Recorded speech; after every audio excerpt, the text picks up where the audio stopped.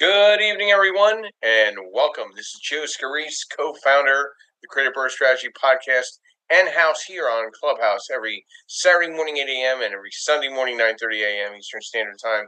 We have a special edition due to the election coming up this evening, presidential election, Senate, Congress. So I figure we'll get into a discussion. How will real estate investing and the real estate investor be impacted whether Trump or Harris get into office? So it'll be a very interesting discussion here this morning. I'm going to do a quick invite of everyone in and see who we get in here. We don't typically or traditionally have done evening discussions, but we're going to play nice here in the sandbox though this evening. I hope nobody gets too nasty. We're going to try to keep this extremely neutral and very professional because that's how our group and club goes. And we're here to provide education, networking, and strategy. So the discussion tonight, though, is really going to just kind of break it down, give some thought whether Trump or Harris either win in the presidential election. We'll talk a little bit of thoughts on Congress and Senate influences and how that's going to come along. I think that's going to be a very interesting discussion, depending on who ends up in the presidential Oval Office. So we'll get started here in just a few minutes, and we'll get ready to rock and roll. So my name is Joe Scarice. I am a direct private lender, nationwide asset-based lender with Lendmark Capital. I want to thank Lendmark for allowing me to be able to provide this educational portal of education to my clients, my real estate professionals, my power team. I want to thank our other sponsors this evening. Of course, can never not remember and talk about and thank Mr. Yardell Perkins of Perkatech, who provides social media architectural design for websites, graphic work for the real estate professionals throughout the country. I want to thank MB Capital, where I'm a referral partner, providing unsecured business lines of credit for real estate professionals nationwide. And I'd like to thank Realty 411 with Ms. Linda Pelagas, who provides national events for real estate professionals throughout the country, as well as a national publication. So we're going to dive into how will real estate investing and the real estate investor be impacted whether Trump or Harris become president going into 2025.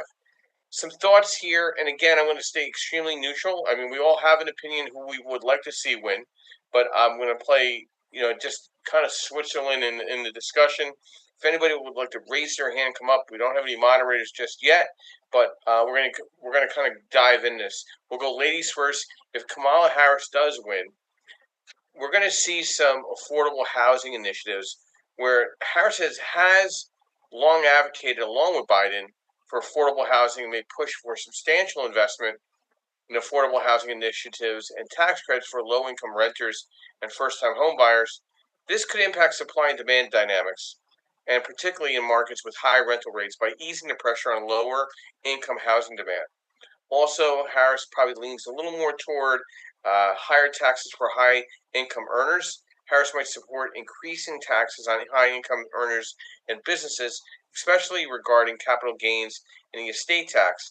If implemented, this could impact the profitability of real estate investment for high net worth individuals and potentially leading into a shift in strategy, such as increased focus on long term holds rather than quick sales for tax efficiency. There'll be some green energy efficient standards put in place, sustainability in real estate with incentives for green building and energy incentive. And then the Federal Reserve and economic policies. Harris may support a stable approach to the Federal Reserve, potentially accepting higher interest rates to manage inflation. Higher rates would impact mortgage costs, potentially slowing down purchases, but also tempering price inflation in overheated markets. Trump, if he gets in and wins, we obviously are going to see a different impact in the economic policies and taxes. Trump is likely to continue emphasizing deregulation and tax cuts, minimizing the size of government. I think by bringing Elon in, that could be definitely something that will change the dynamics to how many departments will be out there and existent over the next 4 years. He could aim to also look at TCJA tax cuts permanently, which would likely benefit high net worth individuals and encourage continued investment in real estate. His housing policies might lean toward reducing regulations in housing construction and development. This could potentially ease development restrictions and encourage new housing starts. helping meet the housing supply demands and supporting real estate growth. Interest rates and inflation. Trump has previously advocated for low interest rates to spur growth. If he favors similar policies again, this could keep borrowing costs for mortgage lows, although rates are also determined by the Federal Reserve and current economic conditions. Now, we do have a Fed announcement tomorrow, I think, yes, pending. I mean, obviously, we're going to see a quarter point drop. The market has been extremely volatile today. The bonds have been bracing for election results. Mortgage rates started higher this morning, but fall in the afternoon. Some other notes that I really noticed is that the average age of the first-time home buyer is 38 years old, an all-time high. That's not for any reason. It's because they can't. Anybody before that can't really get enough money to be able to afford, and that's going to be a concern. And student housing construction actually is becoming very cautious because I really personally I think we're not going to need as many dormitories if the virtual environment becomes relevant in the college university environment. So I think you're going to have a serious issue with rentals that are a little more experimental, like student housing. I think STR and MTR could have some issues in 2025 if we can't get inflation under control. Depending on who gets into the office, it's going to be very, very interesting to see how this all shakes out. In essence, the Trump presidency could offer a more favorable tax environment and reduce regulations, which might fuel continuing investment into both residential and commercial real estate. And we need to see what happens with commercial real estate as this all starts to reset. A Harris presidency meanwhile, could bring a stronger focus on affordable housing, green initiatives, and higher taxes on wealthier investors. I don't know how that will help our economy, which might shift strategies for high net worth real estate investors, but open new opportunities in affordable housing or sustainable property investments. Both approaches have pros and cons. I think neither are going to be able to kick the can past the commercial office retail reset. And then the impact of real estate will likely depend on specific policy implementation. These are some thoughts to get started with things. And we obviously have our lovely Miss Linda Pelagas to join us this morning as a moderator. Linda, good morning. Good morning. Good evening. Welcome to the Creative Birth Strategy Evening Special Edition, the election and how will it impact investment real estate. First, let's get a little background on who you are. How did the LA Grand Expo go? And then some thoughts to our discussion this evening. Hello, Joseph. Thank you so much for hosting this vibrant and wonderful topic this evening. I think it's fantastic that we're all united to learn about real estate and how the potential new administrations could possibly affect what's going on in our economy and in the real estate industry in general. So my name is Linda Pliagas, and I'm the founder of Realty411.com. We're a news and information website for real estate investors, as well as real estate agents and brokers who help investors with their purchases. And we also host live events, virtual webinars, podcasts, and more, all in an effort to help investors on their journey. Now, housing affordability is definitely a key issue in this election, and both presidential candidates have addressed this issue and proposed different solutions. Now, as Joseph mentioned, Vice President Kamala Harris has said that she wants to jumpstart home buying with $25,000 grants for first-time home buyers. Now, when I read more into the proposed legislation, I became disappointed to know that if your parents already own a home, then you would not qualify for this initiative. This $25,000 economic jumpstart for first-time home buyers would only go to people who have parents who are non-home owners. So definitely first generation home buyers only. Now, former President Donald Trump has proposed opening up some federal land to build more housing.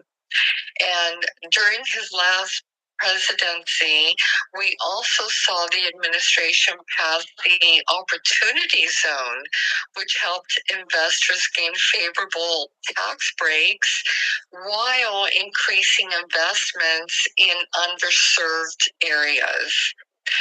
Now, regardless of who wins, I think interest rates will still go down before the end of the year and possibly again even next year.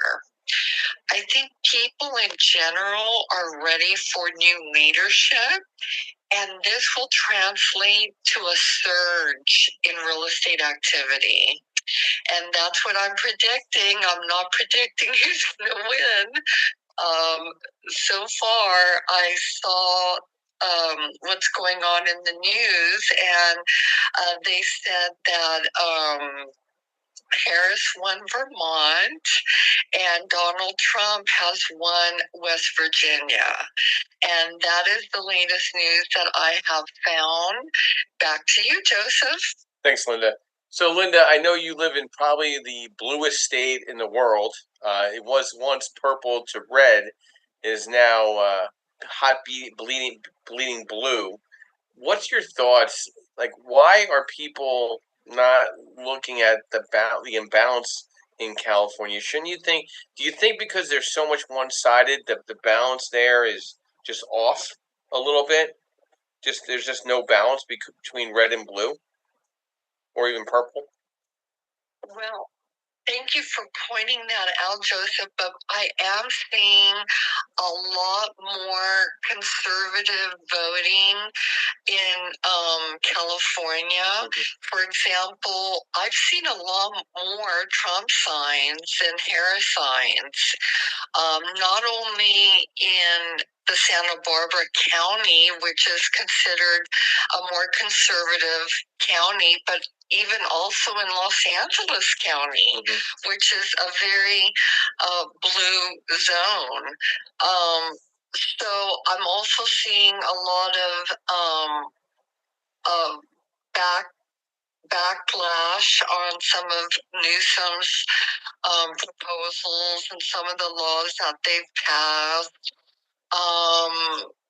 So, we have seen a lot of businesses leave California. We do know that legislation has hurt the business growth of our state, and I think people are starting to realize that. And I think the voting is definitely turning more conservative lately in our state. Yeah, that's what I'm seeing here. And also in regards to the Grand Expo that we hosted on October 26th, it was a wonderful event. We had over 600 attendees from around the country. We did have people join us from outside of California, and some people came back to the state to say hello.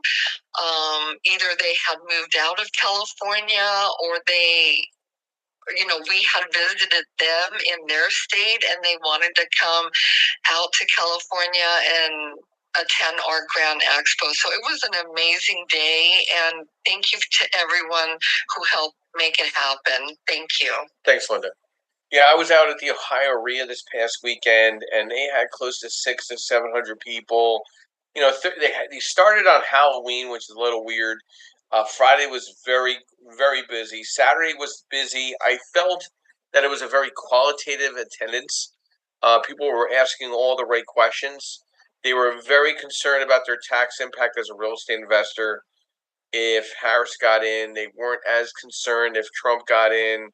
They felt like they were going to start making a little more money or have a little more money in their pocket. I think at the end of the day, when it comes to landlord tenant law, I think it really doesn't matter who gets into office as president, because I think it's going to boil down to the Senate and the Congress, where the shift in impact to real estate investing, or even tenant landlords laws, are going to have the most impact. And the president's only one position. Okay, Senate and Congress are going to have way more impact if one is favored more than the other. The outcome could affect real estate investing in several ways, depending on the policies Congress and Senate prioritize. Some potential shifts could impact real estate in 2025. Specifically, number one, and I think everybody's concerned about this, is interest rate policies and inflation. Inflation is real. The cost of goods is real, and interest rates, they crested out at around 7% today, based on the 10-year Treasury. The 5-year Treasury is holding tight, where the rates in the commercial side are around 6.5 or a little better. Legislation actions influencing the Federal Reserve policy could affect interest rates. For example, Congress prioritizing economic growth and low interest rates might create favorable conditions for mortgage rates. Conversely, a focus on curbing inflation might lead to higher rates, which can cool real estate demand and make financing more expensive for investors. I don't see that. I see the opposite. I think home buying is on the down and investing is on the high. Another thing that Senate and Congress could shift impact is taxation incentives. Capital gains tax is huge. Flip the flippers. If Harris gets in, flipping is going to be highly scrutinized comparatively to if Trump gets in, and that's very evident. And the 1031 exchange could be at risk. Some legislators have discussed altering or even removing this tax deferral benefit, which would impact real estate investors relying on the deferred taxes when exchanging properties. And then there's mortgage interest deductions, like proposals to limit mortgage interest deductions could impact the attractiveness of certain properties, particularly for those in the high coast areas. Affordable housing and zoning policies could have impact. The initiatives may influence real estate, especially if tax incentives or grants are introduced to encourage development. Easing zoning restrictions or more lenient building codes, if supported, could make it easier to develop new properties or convert existing structures, particularly beneficial for multifamily and midterm rentals. I'm seeing massive exodus of developers in a lot of these larger MSAs, and they're going more suburbia or even rural settings because they don't want to deal with the BS. I think either way, I think environmental and energy regulations are going to be very present with Senate and Congress. Policies focusing on sustainable or energy efficiency standards could impact property, retrofitting requirements, especially in states with older housing stock. For investors, this could mean additional costs in short term, although energy efficient upgrades may increase long term property value and appeal. I think there could be some shifting between Senate and Congress on short-term and midterm rental regulations. We have a housing shortage still, a living shortage still. So midterm rentals are rising, but regulations around short-term rentals like Airbnb can trickle down to impact midterm rental markets. Depending on how cities and states implement these policies, they can create barriers to entry or opportunities for real estate investors. Legislation changes will likely unfold gradually, giving investors time to adapt, but staying informed on proposed policies will be key to be navigating in the 2025 real estate landscape. Justin, good morning, good evening, welcome. Brief overview who you are to our special edition, the election and how it will impact investment real estate. Yeah. I know we're so used to being up early in the morning,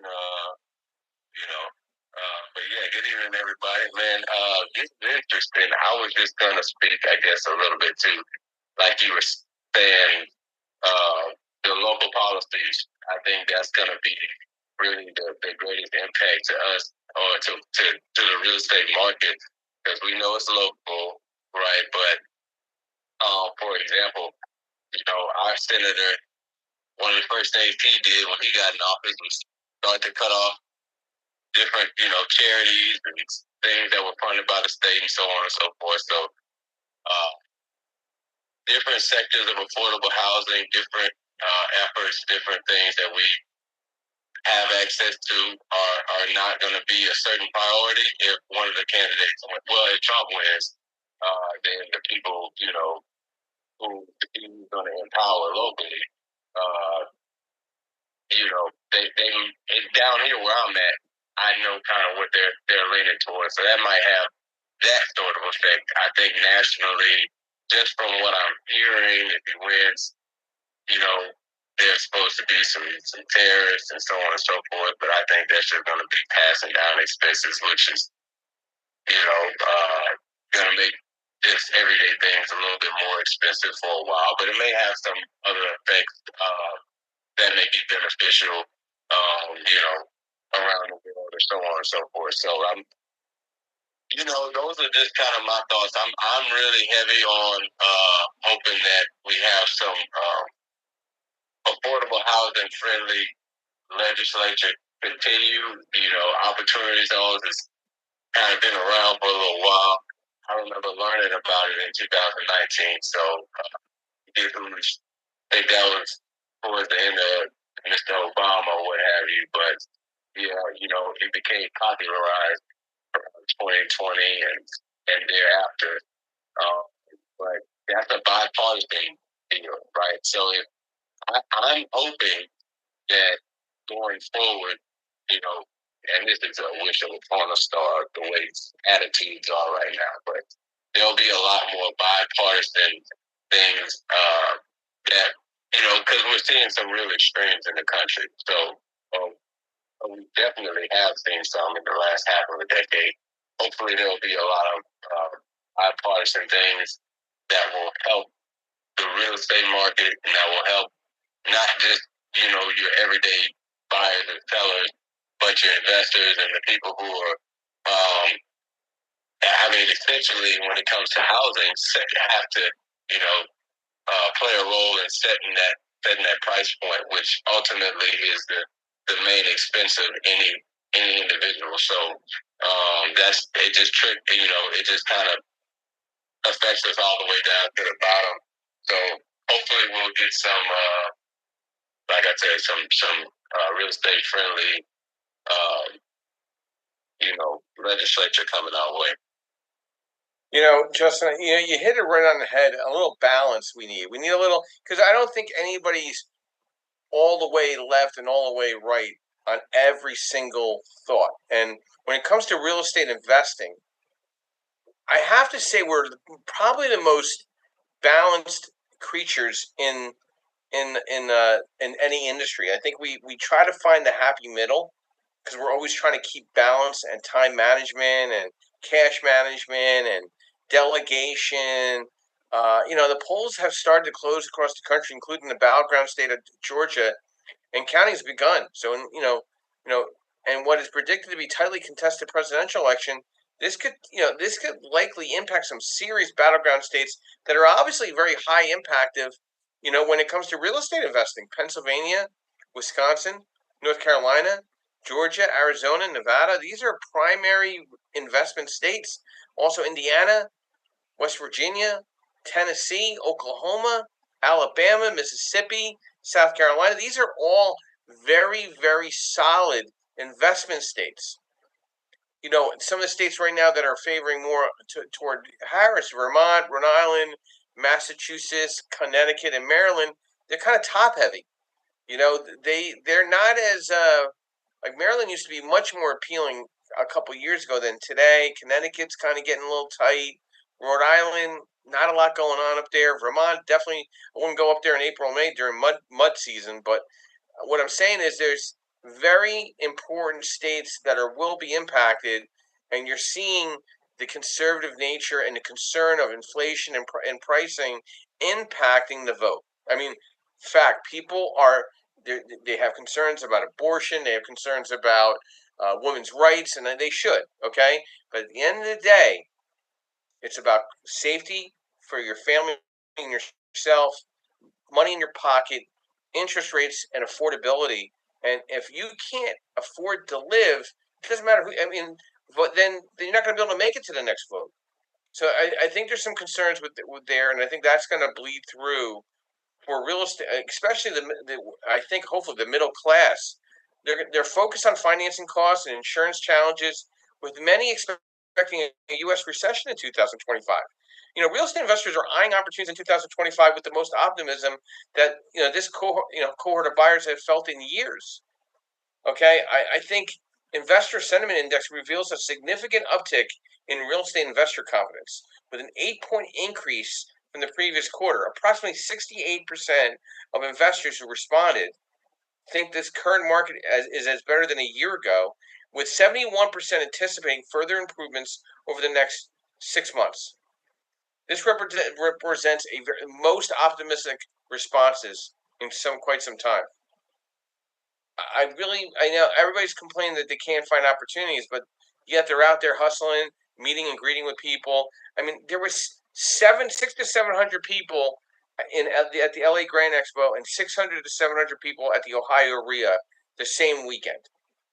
1,200 people looking for opportunities across the country to make money in real estate. They weren't so focused on they were concerned about the presidential election, but they were focused on knowing that they are only competing with other investors on properties on the market right now. They don't even feel like the home buyers has any impact on their decision making on going after properties. Travis, good evening. Welcome to our special edition to the election and how will it impact investment real estate in 2025. Brief overview: who you are, what you do, and thoughts to our discussion this evening. Hey, happy whatever today is, election day. I'm Travis. I have a real estate brokerage here in the Houston area, and so what'd you guys come up with so far? Well, how is it going to impact us? I feel like the world's going to end tomorrow. No, the world will be just fine. We'll be able to breathe. I think people are finally. I think with all the barrage of text messages and commercials, I think everybody's just petered out. And they've had enough. They need a break. You know what I mean? Oh, dude, I agree. After the 500th commercial, I think I know who I'm going to pick for president and senator and mayor and all. I'm done. I just want to move on. Yeah, tell me about it. So, what do you think's at stake in the commercial real estate investment area and the investor, in your thoughts, based on people you've been talking to over the last couple of months to now? Yeah, so I can just tell you from recent experience. I have one of my clients. He wanted to sell 3 of his rental properties here in spring. And so we put them all up for sale. 2 of them were vacant, and I got them ready to sell. And the third one was still occupied. But so we didn't know how that was going to go. But every single offer we got, and we got multiple offers on all of them, was all from investors. Even though 2 of the houses were vacant and ready for move in for anybody, they were still only investors making offers. So, yeah, they're looking for properties, and if the numbers make sense, there was a few of them that were looking at the tenant occupied property, and they made us offers based on what they could, what numbers made sense for a DSCR loan. But the end buyers were all cash buyers, so they didn't have to worry about interest rates, and we actually got we actually sold the properties for more because they were cash buyers. So that tells you something. They're still out there. They're looking for properties. Now, all these homes were selling around the 240.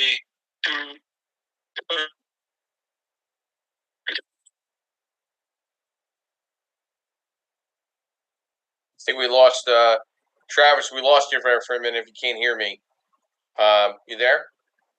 Oh, really? Yeah, you're there now. Yeah, I'm still here. Good. You came back. Yeah. Did you hear what I said? That we sold in the 230 to 240 range. Okay, no, we didn't hear that. But no, that's good. So stay on mic because I got a couple questions for you. Both presidential candidates want to solve the housing crisis, right? But do they even have the power? I think they're the most powerless position in helping the housing crisis, isn't it? Don't you really feel like your Senate and your Congress is going to have the most local availability and power to help? And then, reports show swing state voters struggle to even afford an apartment right now, and migration's still very heavy in the rental space. So, some thoughts to that. Well, I'm not sure how the presidents could help, but the issue that besides the interest rate, right? I really don't think interest rates are that bad. I mean, this is kind of normal at 6 to 7%. Yep.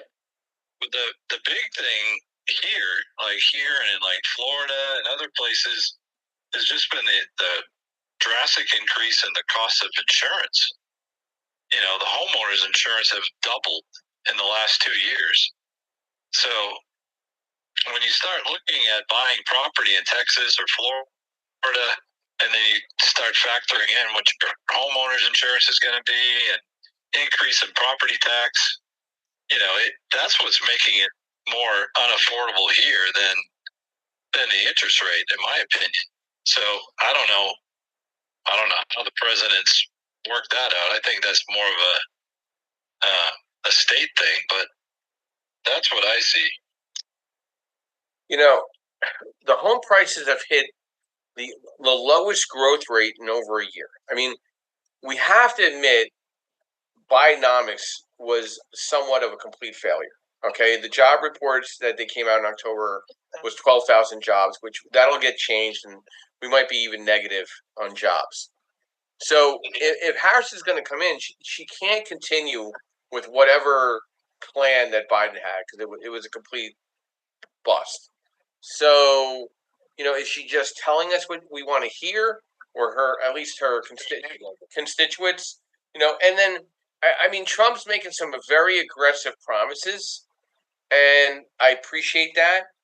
I mean, he's a salesman, but at the end of the day, can he fulfill in reducing inflation? And the one saving grace is I feel I'll call it his X-Men team, his power team. Oh yeah. I mean, just Elon alone, and then Robert Kennedy Jr. and Tulsi and Vivek. I mean, you got some really, and Tim Scott. I mean, very powerful. Ben Carson. You got powerful, intelligent people. He's not the smartest guy in the room. You know what I mean? Like, you got an IQ level of probably 150, 116 above, okay, in the room. And I wouldn't want to play chess with Elon. I could tell you that for a fact. No, so he's creating the support staff, realizing the last round he had was not so smart because people turned on him.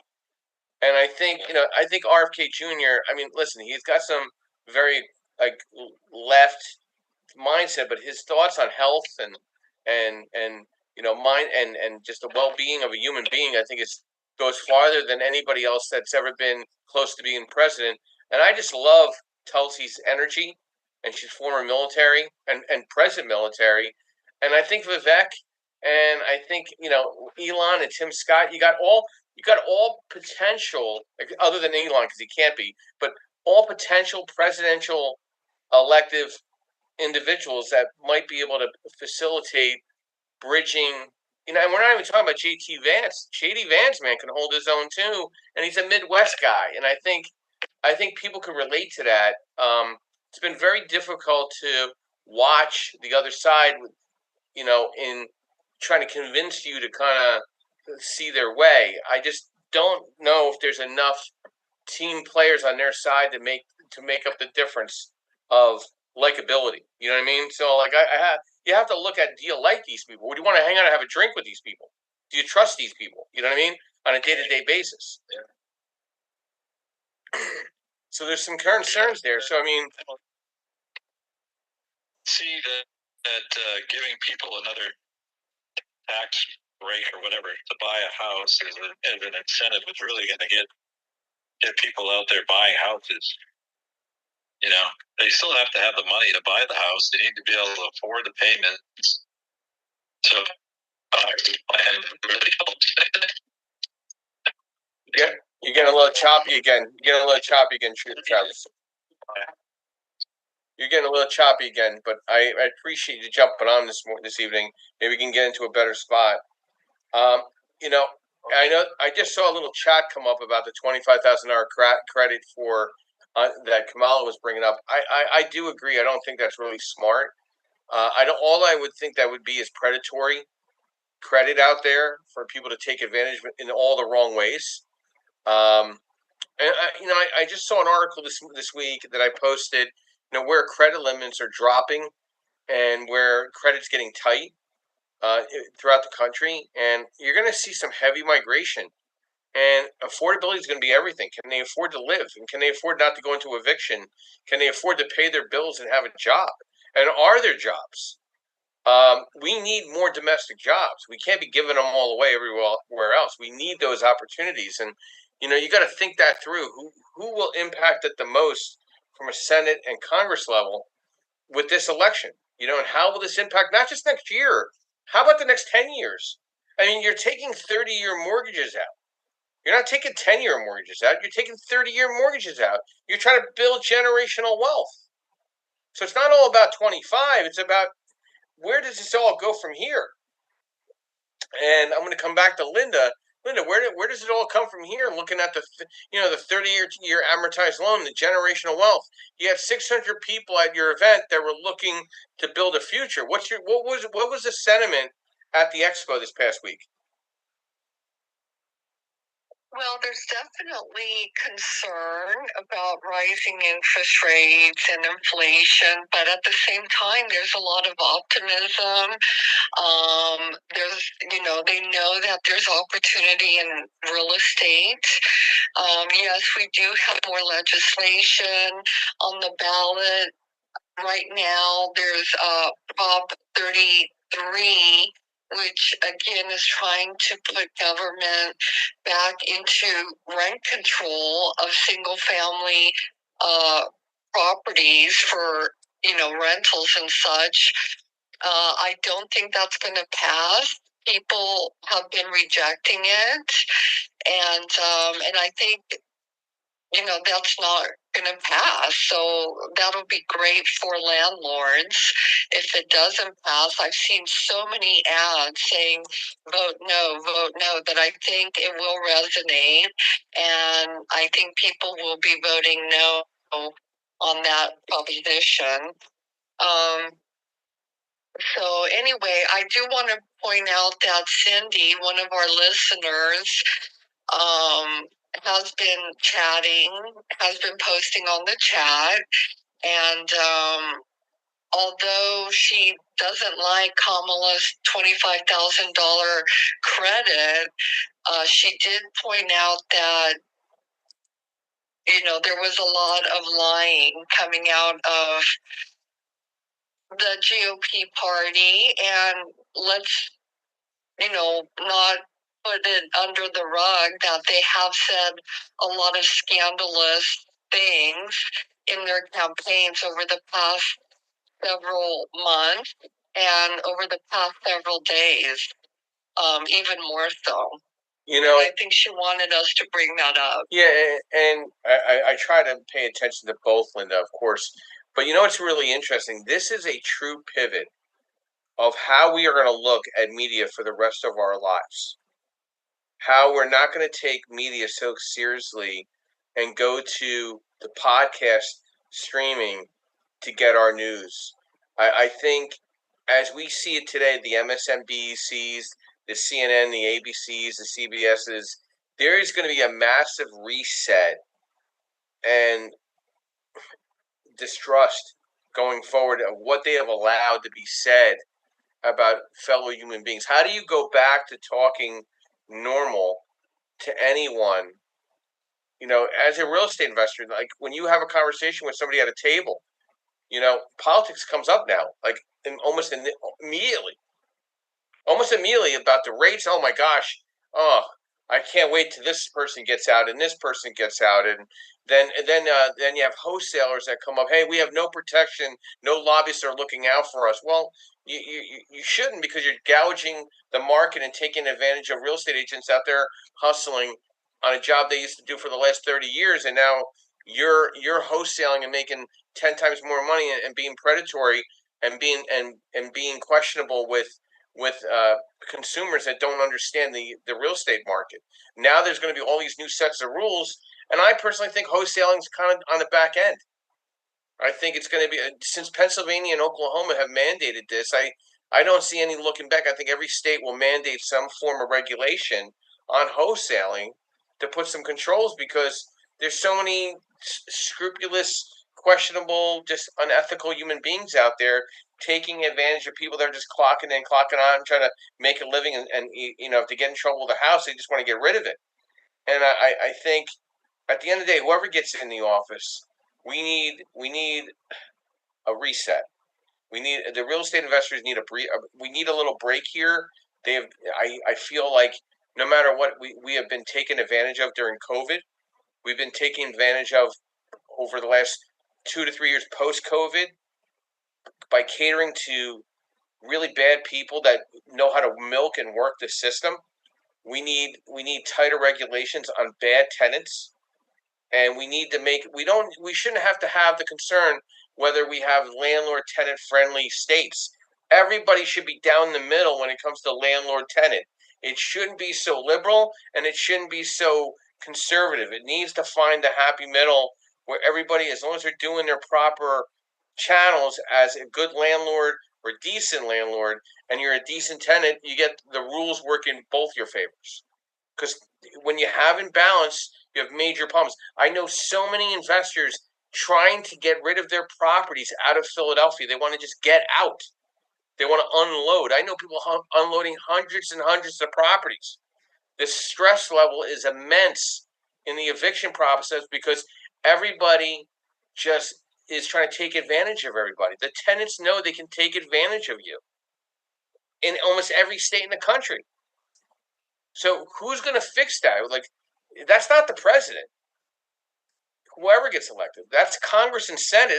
That's your local senator in Congress. That's your mayor, your councilmen and women. They need to whether they're blue, red, green, yellow, purple. They need to find some togetherness because home buying is flatline. If there's a realtor, it's so funny. I was at a couple of events the past couple of weeks. Oh, I'm killing it. I'm selling. Who are you selling to? I actually looked up their numbers on my phone to see what kind of sales they've done. They were lying to my face. I'm like, why would you lie? Your buyer is the investor. If there's an open house, I'm going to tell you the people that are just going by are nosy people. They're not looking to buy. They can't afford it. They don't have enough money to put down because all their money is going toward the inflation increases and the cost of living and standard of living. And there's people that have to work 3 jobs just to keep themselves afloat. So at the end of the day, whoever comes in, we need balance to get inflation under control, costs under control. We need tax benefits for the investors to keep re-stimulating the industry. Justin, good afternoon, good evening. A little follow-up to the discussion, the election, and how will it impact investment real estate? Yeah, definitely, Joe. And I will say in regards to whoever has been in office since the pandemic and so on and so forth, that's been once in a century plus type of situation. That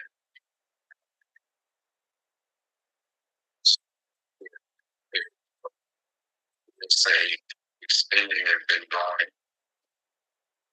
with folks up until the past month or so. Seeming as though, a lot of Americans are doing okay, they're not doing the best. Comparing it to a time when the economy was stuffed with stimulus checks.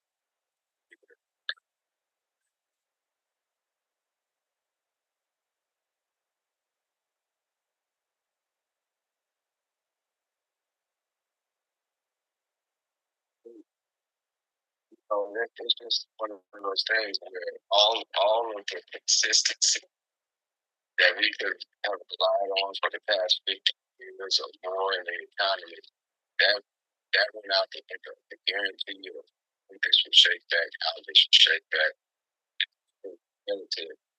Them down the side.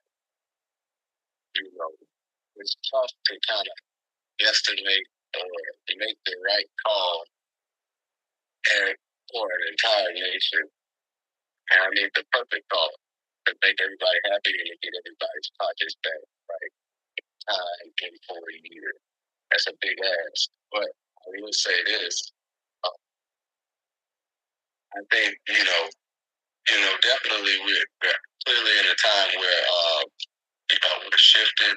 The whole world is shifting in how we operate, what we operate based on. And so I think we definitely are going to need some forward thinking. We're going to need some also willing to say before that we're all going to be working together going forward. So that's something that's going to be major. So The landlord-tenant laws are affected by the U.S. election through a variety of local and state ballot measures focused on rent control, eviction protections, and affordable housing initiatives. And the two worst states when it comes to this is California and New York. We need a balanced variety of measures for both sides, both for the landlord that's trying and doing what they're supposed to be doing, and then for the tenant that's trying and doing what they're trying to be doing. The tenants that are trying to take advantage and be lifers in these properties and take advantage of the land. I know people right now that are squatting in people's houses and the landlord's carrying the bill and they can't do anything about it. Or people are just trying to sell houses where people in the houses that are squatting or not paying and just literally just fire selling properties right now. That should not be the circumstance. And that's not a decision that's from the president level. That is Congress, Senate level. That's your local congressman or woman and local senator. That's who you need to stay on top. That's why we keep talking about it. You need to go to your local community events and be a thorn in their side and know what's going on with regulations and legislative discussions that are going to impact potential expansions on eviction, on landlord-tenant rules, etc. Because otherwise, you're going to leave yourself exposed. Hey, Jeffrey. Good evening. Welcome to our special edition to the election and how will it impact investment real estate. A little background on yourself and thoughts to our discussion this evening. Jeffrey, are you there? Jeffrey going once? Jeffrey going twice. We'll come back to Jeffrey. Travis, some additional thoughts to our discussion this evening. Travis, are you there? Going once? Yeah. Okay. Yeah, sorry. Yeah, I had some thoughts, but then I started cooking my steak, and now my mind is gone. I get it. Being a carnivore, it happens. I get it. I mean, do you really think at the end of the day the president's going to make it? A president-elect is going to make any bottom line decisions for you in the local market, right? No, not really. But this is what I wanted to share. So one of my friends right now, he's in Peru, and he grew up in Peru. So he went back to go visit his father, and he told me something today that I thought was really interesting. He said, he's just outside of Lima, and he said, there's no homeless people here, like in all of the city of Lima. And I was like, well, why is that? And he said, because they don't hand out money to people for not working. If you don't work here, you don't eat. It's as simple as that. Like, wow. Imagine that, right? If America adopted that policy again, stopped handing out money to people that don't work, what a difference our country could be. There's one of my thoughts. That ties back to, state, local, rules and regulations and policies, right? Affordable housing and zoning laws. Like, why isn't any of this being addressed? You know what I mean? Like, that's how you should be voting your local people coming in is what are they doing for the local housing concerns, right? It has nothing to do with the presidential election, right? If you think about it. And the tenant landlord policies as well, Travis. Yeah, no. So tenant landlord policies. This was brought up in one of the Burr groups that I'm a part of on Facebook. somebody was asking about how to get a squatter out, and I can tell you from personal experience where I live, there was a time last year where I thought I had a squatter in the house because I had a squatter in the house, but they had changed the locks and everything in a house that I was marketing. And I called our sheriff's department, and man, within 30 minutes, 3 sheriff's deputies showed up, guns drawn. I had the locksmith there. The locksmith picked the lock, and these guys went in with their guns out and yelling, "If you're in this house, you better get out now." So that's how we deal with it here in Montgomery County, Texas. I don't know about all these other places, man, but if you don't have a lease, nothing signed with a landlord, you're getting out, and you're getting out at gunpoint. Wow. Yeah, that's true. I agree with him 100%. All right, Jose, just hold on one second. We'll come to you. Well, Travis, I appreciate that. Real estate investors are following the 2024 election closely, as these potential shifts in economic and housing policy can reshape the landscape of the U.S. real estate, especially for those focused on rental properties, multifamily units, and sustainable development. Jose, good evening. Brief overview who you are, what you do, and thoughts to the election, how it will be impacting investment in real estate. Hi, my name is Jose Burgos. Company is called Four Coast Land out here in Southern California and in Texas. It's going to impact a lot. Laws are going to change. There's going to be a lot of changes. There's going to be a lot of modifications going on. Just in the regular entrepreneurial business world, you can notice that they're going to start doing a lot of changes within that, checking licenses, checking all kinds of business structures. Checking your LLCs if your identity is correct that you're claiming. So there's a lot of things that are going on that we're going to notice a lot of impact within that, investor portal or real estate portal that is going to do a tremendous impact on the industry. And the affordable housing and everything that you were mentioning right now is something that is actually, real. It's actually happening. So a lot of people are being affected by it. And hopefully do some major changes. You brought up investment portals and platforms are evolving to meet changing market trends and investor preferences. So key shifts expected to influence these platforms definitely include social and governance investments and environmental, particularly with individuals and institutions prioritizing social responsibility in investing. So I think the housing affordability Section 8 environment is going to be highly looked at because it's almost going to be mandated to have low-income housing in any physical new development in any market throughout the country. Because if you don't, people are going to be sleeping on the streets at the end of the day. And that's a concern. Look what's going on in California. It's like a zombie land. If you come down in Philadelphia to Kensington and Allegheny, K&A, I mean, they got to start over. Literally bulldoze the whole thing and start all over. There's no way of just fixing it.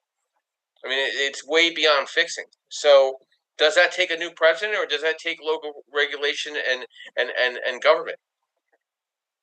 Some final thoughts, Linda, in the election, and how will it impact investment in real estate? Joseph, such a great insight today.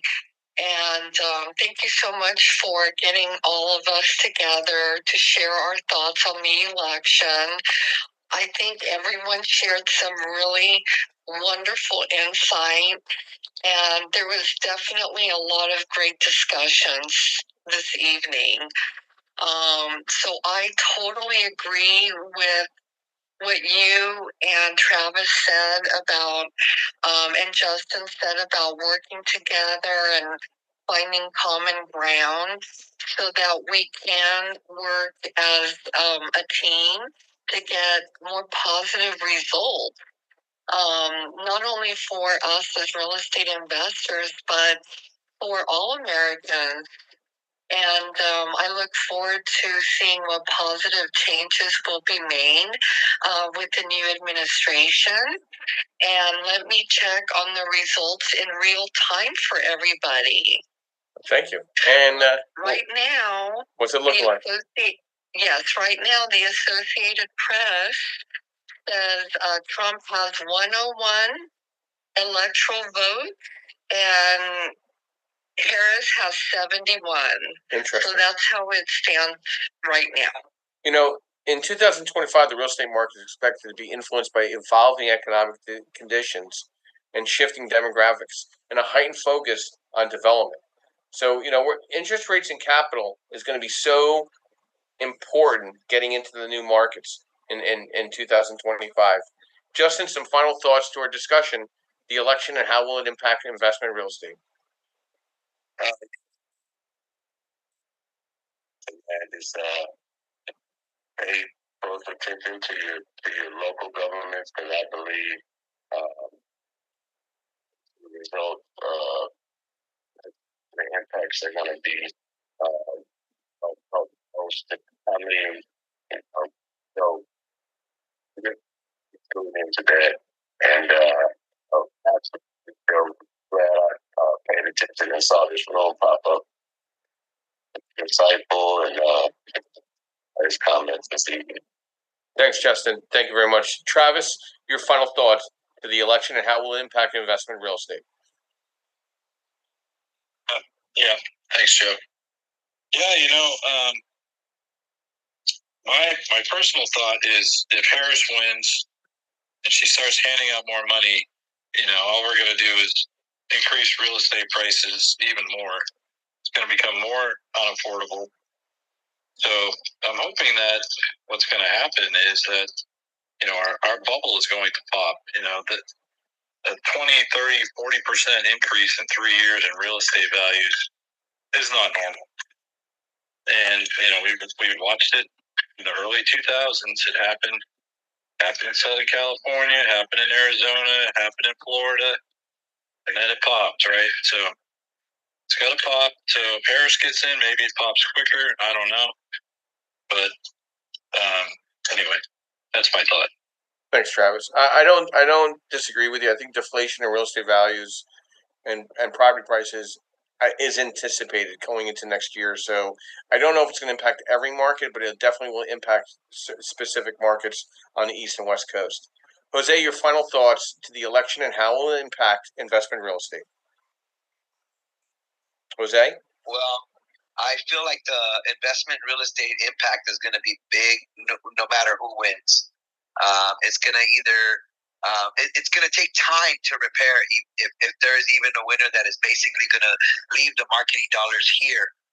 But it's still going to take some time. It's going to take some time, and no matter what we do, we just got to keep chugging along. Great stuff, Jose. Thank you, guys. Thank you. Thank you for stopping in. And Cindy, your brief thoughts and final thoughts to election and how it will impact investment in real estate.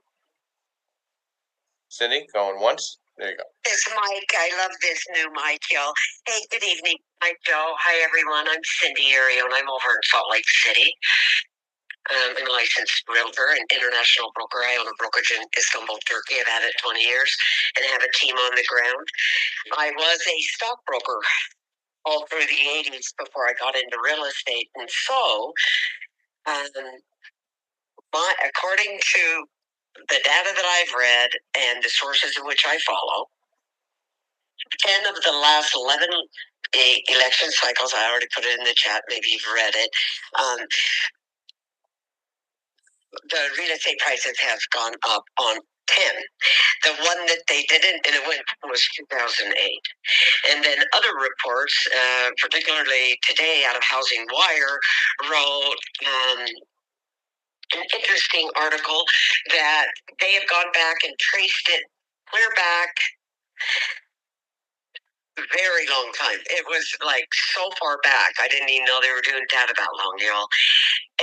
The market, the economy has never tanked in an election year outside 2008.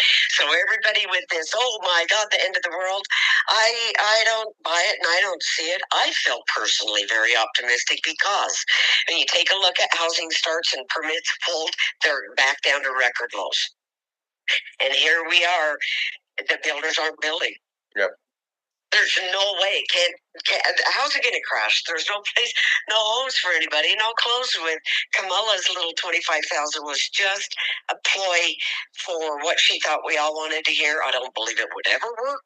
I think it would cause a bigger problem. And I believe take that 25,000 for each of those people, give it to the builders as an incentive, or start carving up some of the BLM land and make that available. But I'll end there. Joe, it was a great room. Thanks for being here. This is Cindy over in Salt Lake. Thank you, Cindy. I'll be in Salt Lake on the 12th of December for an event, so I'll try to give you a heads up a week before to let you know. Maybe we can grab a drink or a cup of coffee. I'd like that very much. Sounds great. Chris, your final thought to our discussion this evening, the election and how it will impact investment in real estate. It's going to depend on a couple things, but most real estate is local. So the 25K per household, it's not going to get funded. I don't know how they're going to get that through the House and the Senate. So everybody's got to look at down ballot races as well, because that will really either put the handcuffs on the president or have a highway to their agenda, so to speak. So real estate is local a lot, so they're not going to really have a big effect on that. But one of the things that they can have an effect on, they're like 10 million homes short across the United States, and nobody's building new homes because the interest rates are too high. So if they could help maybe influence the Fed, but supposedly that's it's non-political, so I'm not 100% certain on that. So there's not going to be a crash in real estate prices because there's no supply. So if you just follow the numbers, it's pretty funny. Well, I read The Economist every morning, and they used to say it doesn't matter which president is going to be elected, whether it be Kamala or Trump. Home prices are probably going to stay steady and may even rise because there's no supply. Yeah. So, but there's a bunch of tax issues, though, especially with capital gains and then, 1031 exchange. The 1031 exchange always comes up every couple of years, but it always gets pushed back down because the biggest real estate investors, I don't know if anybody knows, in the United States are senators and congressmen. So they're not going to tax themselves. So, thank you, Kristen. Thank you, Cindy, for jumping up real quick, and Jose as well. Some new moderators that we got to have here on Tuesday night special edition. I want to thank everybody for this evening.